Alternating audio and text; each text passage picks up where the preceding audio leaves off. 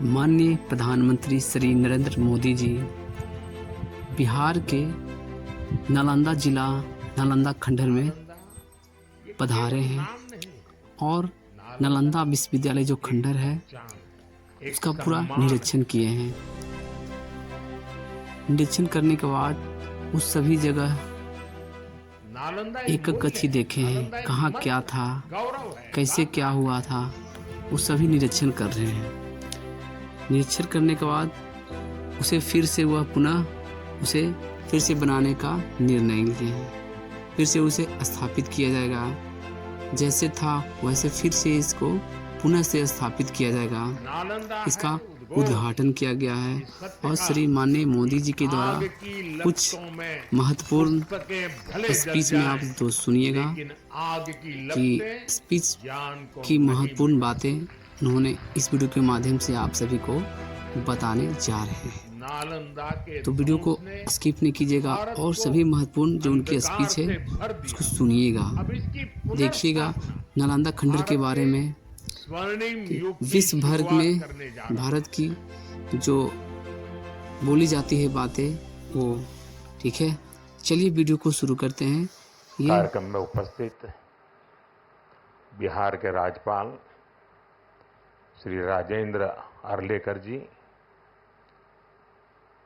यहाँ के कर्मठ मुख्यमंत्री श्रीमान नीतीश कुमार जी, हमारे विदेश मंत्री श्री एस जयशंकर जी, विदेश राज्य मंत्री श्री पवित्र जी, विभिन्न देशों के एक्सेलेंसीज, एम्बेसडर्स, नालंदा यूनिवर्सिटी के बीसी प्रोफेसर, स्टूडेंट्स, उपस्थित साथियों, मुझे तीसरे कार्यकाल की शपथ ग्रहण करने के बाद पहले 10 दिनों में ही नालंदा आने का अवसर मिला है।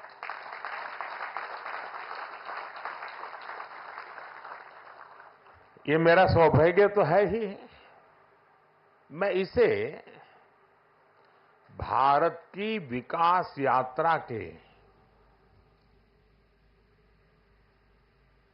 एक शुभ संकेत के रूप में देखता हूं। नालंदा ये केवल नाम नहीं है, नालंदा एक पहचान है, एक सम्मान है, नालंदा एक मूल्य है, नालंदा एक मंत्र है, गौरव है, गाथा है।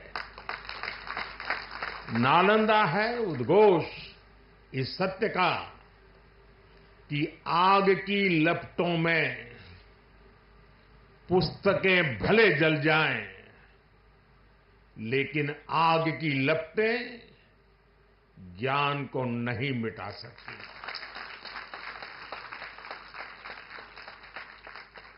नालंदा के ध्वंस ने भारत को अंधकार से भर दिया था। अब इसकी पुनर्स्थापना भारत के स्वर्णिम युग की शुरुआत करने जा रहा है। साथियों, अपने प्राचीन अवशेषों के समीप नालंदा का नवजागरण, ये नया कैंपस विश्व को भारत के सामर्थ्य का परिचय देगा। नालंदा बताएगा जो राष्ट्र मजबूत मानवीय मूल्यों पर खड़े होते हैं, वो राष्ट्र इतिहास को पुनर्जीवित करके बेहतर भविष्य की नींव रखना जानते हैं।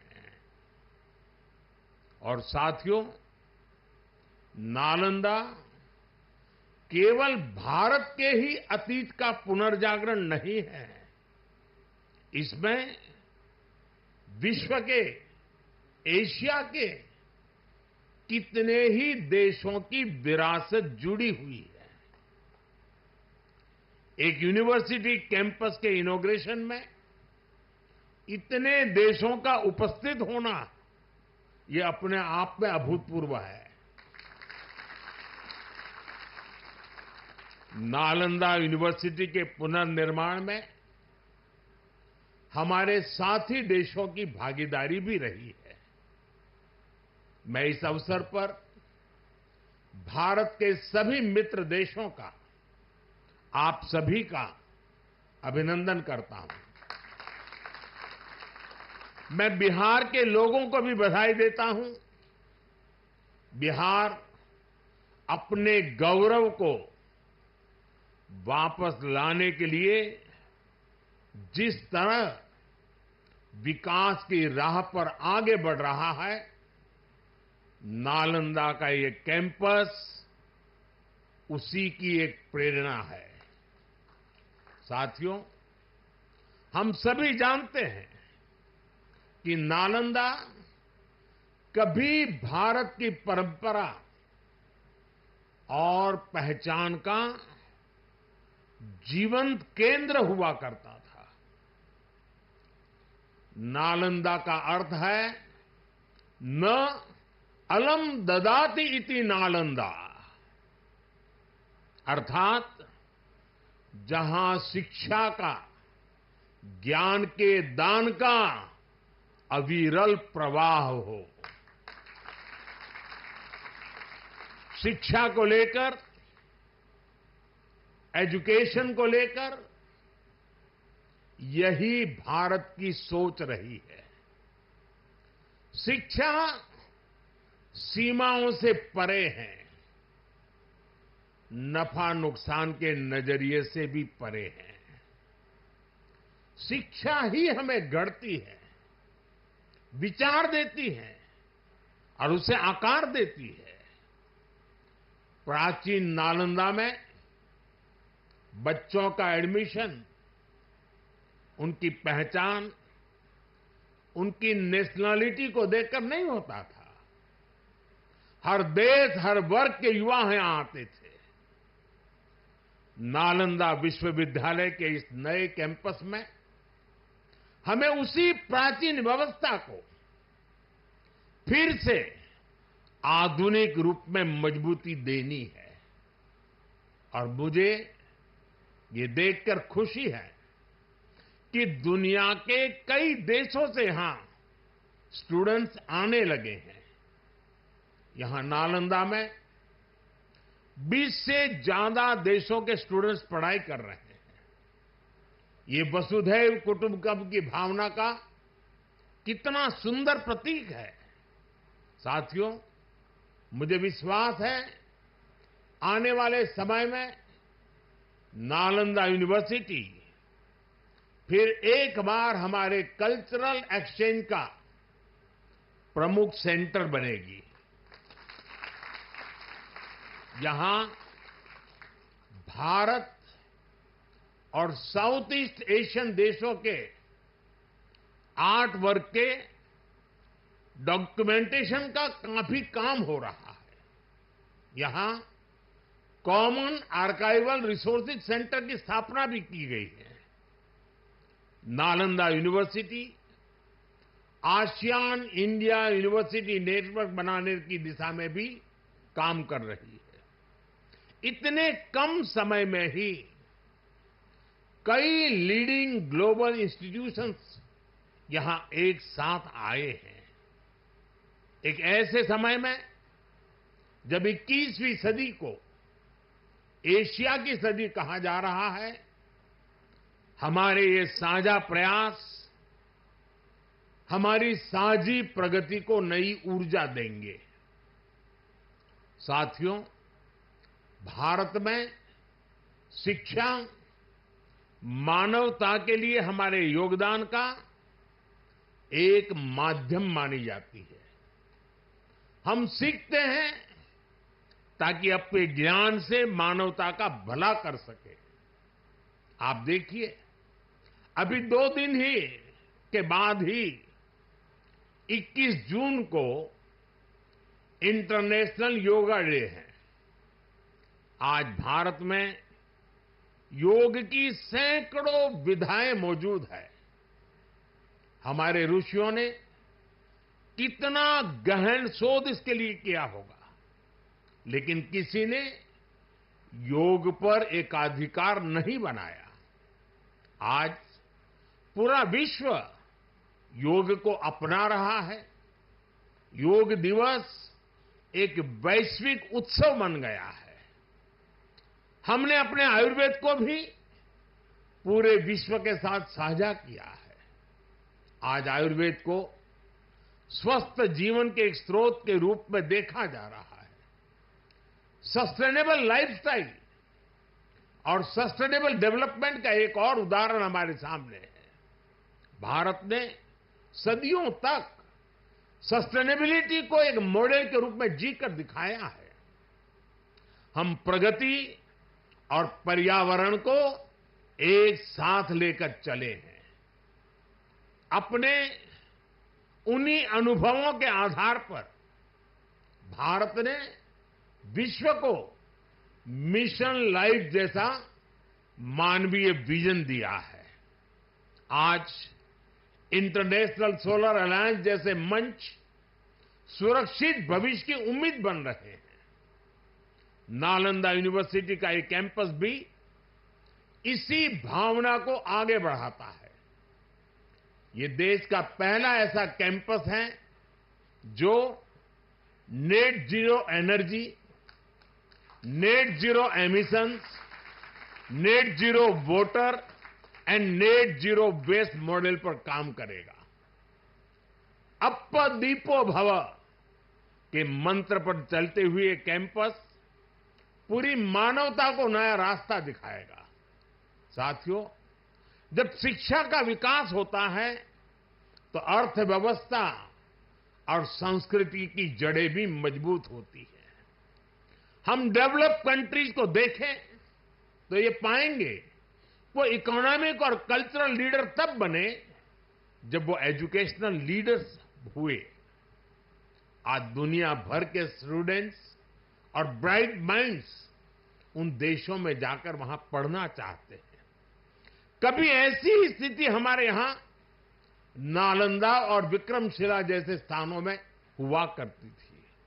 इसलिए ये केवल संयोग नहीं है कि जब भारत शिक्षा में आगे था तब उसका आर्थिक सामर्थ्य भी नई ऊंचाई पर था। ये किसी भी राष्ट्र के विकास के लिए एक बेसिक रोड मैप है। इसलिए 2047 तक विकसित होने के लक्ष्य पर काम कर रहा भारत इसके लिए अपने एजुकेशन सेक्टर को उसका कायाकल्प कर रहा है। मेरा मिशन है कि भारत दुनिया के लिए शिक्षा और ज्ञान का केंद्र बने। मेरा मिशन है भारत की पहचान फिर से दुनिया के सबसे प्रोमिनेंट नॉलेज सेंटर के रूप में उभरे। और इसके लिए भारत आज बहुत कम उम्र से ही अपने स्टूडेंट्स को इनोवेशन की स्पिरिट से जोड़ रहा है।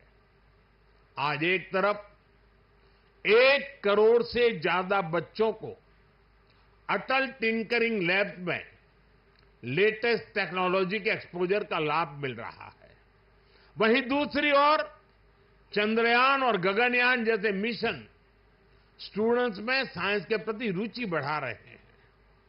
इनोवेशन को बढ़ावा देने के लिए भारत ने 1 दशक पहले स्टार्टअप इंडिया मिशन की शुरुआत की थी।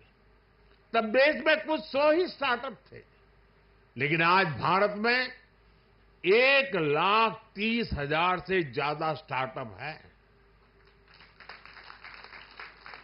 पहले की तुलना में आज भारत से रिकॉर्ड पेटेंट फाइल हो रहे हैं, रिसर्च पेपर पब्लिश हो रहे हैं। हमारा जोर अपने यंग इनोवेटर्स को रिसर्च और इनोवेशन के लिए ज्यादा से ज्यादा मौके देने का है। इसके लिए सरकार ने 1,00,000 करोड़ रुपए का रिसर्च फंड बनाने की घोषणा भी की है। साथियों, हमारा प्रयास है भारत में दुनिया का सबसे कॉम्प्रिहेंसिव और कंप्लीट स्किलिंग सिस्टम हो। भारत में दुनिया का सबसे advance research oriented higher education system हो। इन सारे प्रयासों के नतीजे भी दिखाई दे रहे हैं। पिछले कुछ सालों में भारतीय यूनिवर्सिटीज ने ग्लोबल रैंकिंग में पहले से काफी बेहतर परफॉर्म करना शुरू किया है। 10 साल पहले क्यूएस रैंकिंग में भारत के सिर्फ 9 शिक्षा संस्थान थे। आज इसकी संख्या बढ़कर 46 पहुंच रही है।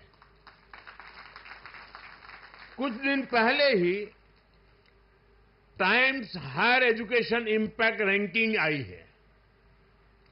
कुछ साल पहले तक इस रैंकिंग में भारत के सिर्फ 13 इंस्टीट्यूशंस थे, 13।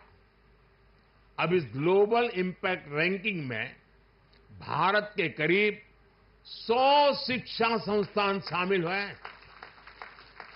पिछले 10 वर्षों में औसतन भारत में हर सप्ताह एक यूनिवर्सिटी बनी है।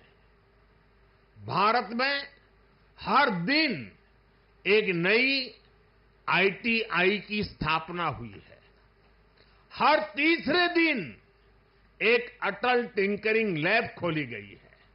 भारत में हर दिन 2 नए कॉलेज बने हैं। आज देश में 23 आईआईटीज हैं। 10 साल पहले 13 आईआईएम्स थे।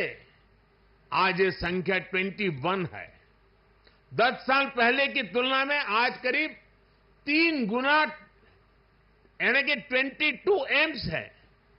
10 साल में मेडिकल कॉलेजों की संख्या भी करीब करीब 2 गुनी हो गई है। आज भारत के एजुकेशन सेक्टर में बड़े रिफॉर्म्स हो रहे हैं। नेशनल एजुकेशन पॉलिसी ने भारत के युवाओं के सपनों को नया विस्तार दिया है। भारत की यूनिवर्सिटीज ने फॉरेन यूनिवर्सिटीज के साथ भी कोलैबोरेट करना शुरू कर दिया है। इसके अलावा डीकन और वलुंगोंग जैसी इंटरनेशनल यूनिवर्सिटीज भी भारत में अपने कैंपस खोल रही है। इन सारे प्रयासों से भारतीय छात्रों को हायर एजुकेशन के लिए भारत में ही सर्वश्रेष्ठ शिक्षा संस्थान उपलब्ध हो रहे हैं। इससे हमारे मध्यम वर्ग की भी बचत भी हो रही है। साथियों, आज विदेशों में हमारे प्रीमियर इंस्टीट्यूट्स के कैंपस खुल रहे हैं। इसी साल अबू धाबी में आईआईटी दिल्ली का कैंपस खुला है।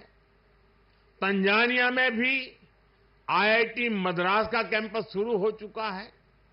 और ग्लोबल होते भारतीय शिक्षा संस्थानों की तो ये शुरुआत है। अभी तो नालंदा यूनिवर्सिटी जैसे संस्थानों को भी दुनिया के कोने कोने में जाना है। साथियों, आज पूरी दुनिया की दृष्टि भारत पर है, भारत के युवाओं पर है। दुनिया बुद्ध के इस देश के साथ, मदर ऑफ डेमोक्रेसी के साथ कंधे से कंधा मिलाकर चलना चाहती है। आप देखिए, जब भारत कहता है one earth, one family and one future, तो विश्व उसके साथ खड़ा होता है। जब भारत कहता है वन सन, वन वर्ल्ड, वन ग्रिड, तो विश्व उसके भविष्य की दिशा मानता है। जब भारत कहता है वन अर्थ, वन हेल्थ, तो विश्व उसे सम्मान देता है, स्वीकार करता है। नालंदा की ये धरती विश्व बंधुत्व की इस भावना को नया आयाम दे सकती है। इसलिए नालंदा के विद्यार्थियों का दायित्व और ज्यादा बड़ा है। आप भारत और पूरे विश्व का भविष्य है। अमृतकाल के 25 साल भारत के युवाओं के लिए बहुत अहम है। ये 25 वर्ष नालंदा विश्वविद्यालय के हर छात्र के लिए भी उतने ही महत्वपूर्ण है। यहां से निकलकर आप जिस भी क्षेत्र में जाएं, आप पर अपनी यूनिवर्सिटी के मानवीय मूल्यों की मुहर दिखनी चाहिए। आपका जो लोगो है, उसका संदेश हमेशा याद रखिएगा। आप लोग इसे नालंदा वे कहते हैं ना।